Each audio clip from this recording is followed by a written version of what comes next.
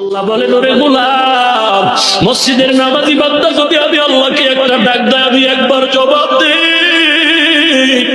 কিন্তু যেই বান্দা আযান শুনিয়া মসজিদে যায় না, অন্য রাস্তায় চলে, ওই বান্দা যদি আমাকে একটা ডাক দেয়, আমি কমপক্ষে 70 বার জবাব দেওয়ার চেষ্টা করি।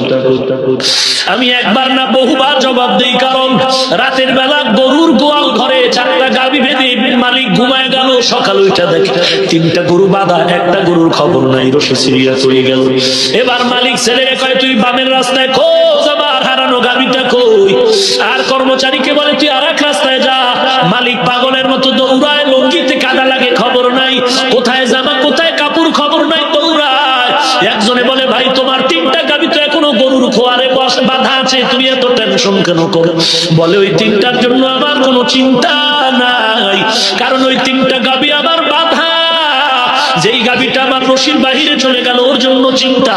আমার আল্লাহ বলে, রে গোলাম, যেই বান্দা আযান শুনিয়া মসজিদে যায়, ওই বান্দার নিয়ে আমি মাওলার কোনো চিন্তা নাই, ও আমার বান্দা গোলাম। কিন্তু যেই বান্দা কোরআনের বয়ান শুনিয়াও বয়ানে বসলো না, যেই বান্দা আযান শুনিয়া মসজিদে যায় না, শুধু জাহান্নামের দিকে আগায়, ওই বান্দা তো জানে না যে জাহান্নাম কত কঠিন আযাবের ঘর।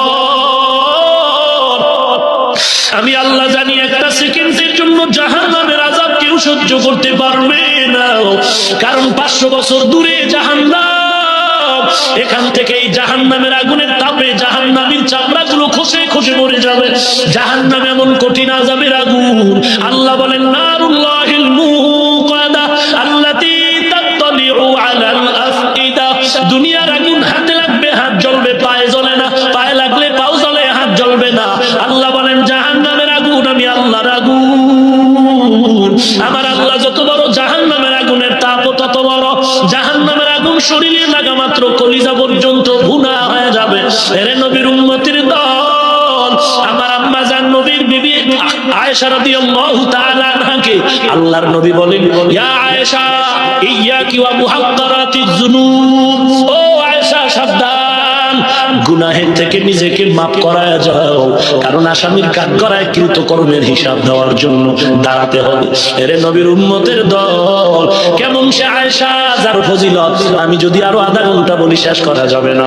এরে নবীর উম্মতের দল, আল্লাহর কোরআন সত্য না মিথ্যা? এরে যুবক, হাসরের ময়দানে তো আরো আযাব। গুনাহ নিয়ে যদি কবরে যাও, এরে যুবক, পাও দুটো আগাতে পায়ে হাত রেখে বলি, ওরে পর্দার আড়ালের মা, বীরদ বাবাজি, মনে করেছো তুমি মাথায় নিলে মাথা গরম, এই বুঝটা তোমার হইলো, আমার কি হলো না? লম্বা জামা পরলে শরীরটা আটকায় যায়, তুমি বুঝলা, আমি বুঝি না, আমার জ্ঞান কম। ওরে বান্দা, দাড়িটা লম্বা করলে যৌবনের ভাব চলে যায়, তুমি বুঝতে পেরেছো, আমরা বুঝতে পারি নাই।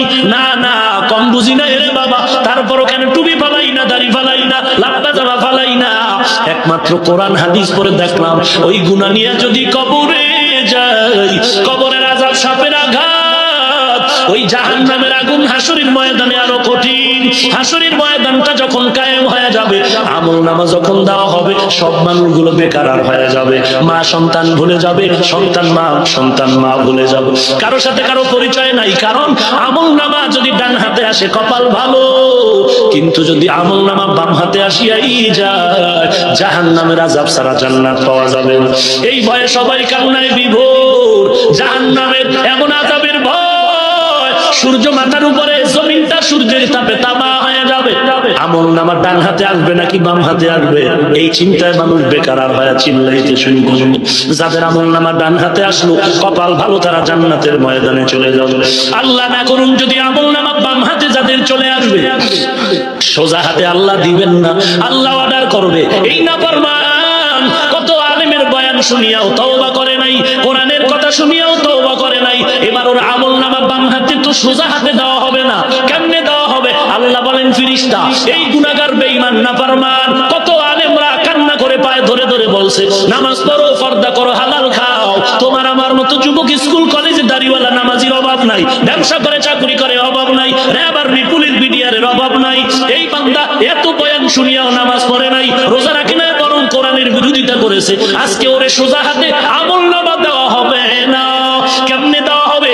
আল্লাহ তাআলা অর্ডার করবে, এই বেঈমানের বুকটারে মাঝখান দিয়া ছিদ্র কর, ছিদ্র করে বাম হাতটা ছিদ্র দিয়া ঢুকাইয়া পিঠের দিক দিয়া হাতটারে বের করো। ফেরেশতা আল্লাহর অর্ডারে বুকটাকে ছিদ্র করে গুনাহগারের বাম হাতটা ঢুকাইয়া পিঠের দিক দিয়া হাতটা বের করবে। আল্লাহ তখন বাম হাতের মধ্যে আমলনামা দিয়া আল্লাহ বলবেন, ইকরা কিতাবাকা কাফা বিনাফসিকা আল-ইয়াওমা আলাইকা হাসিবা। একটু পড়ে দেখ জীবনে কি অন্যায় করেছো, কোথায় কত গুনার কাজ করেছো, পড়ে দেখ। ফেরেশতারা বলবেন, আল্লাহ বান্দার আমলনামা পিঠের দিকে হাতের উপরে, কিন্তু চোখ দুইটা সামনে, বলবে কেমনে মালিক? আল্লাহ তাআলা জালালিয়াতের মেজাজ নিয়ে বলবে, ওরে ফেরেশতারা এই বেঈমান নাফরমানের ঘাটটা ধরে মোচড় দিয়ে ফিরা দাও, ঘাটটাকে মোচড় দিয়া পেছন দিকে ফিরা দাও। এরে নবীর উম্মতির দল, বালিশে মাথা লাগায় চিন্তা করো, কোরআন যদি তোমার অন্তর বলে সত্য, হাদিস সত্য যদি তোমার অন্তর বলে, জাহান্নামের আযাব গুনাহগারের শাস্তির কথাও বলে গেলাম, এও সত্য। অতএব আল্লাহ তওবার ডাক দিয়া বলে, গুনাহ ছাড়ো, তওবা করো। এরে আল্লাহর বান্দা, সবার কবলে তওবা নসিব হবে না, সবাই জান্নাতের দরজায় যেতে পারবে না। আল্লাহ যাকে কবুল করবে সে জীবন দিয়া গলায় ছুরি আসলো আল্লাহকে বেজার করবে না। আল্লাহর কাছে তওবা করে নাও, আল্লাহ আর জীবনে নামাজ ছাড়বো না, দাড়ি কাটবো না, বেপরদায় চলবো না। ও মালিক, মা বাবার খেদমত করবো, খাঁটি আল্লাহওয়ালারে বন্ধু বানায় আমল ভালো করবো, এবং দেশ ও জাতির বিরুদ্ধে কোনো ষড়যন্ত্র করবো না। তওবার যদি নিয়ত হয়, খাঁটি তওবার নিয়তে, মুনাফিকি যদি না থাকে, দুটো হাত আমার আল্লাহ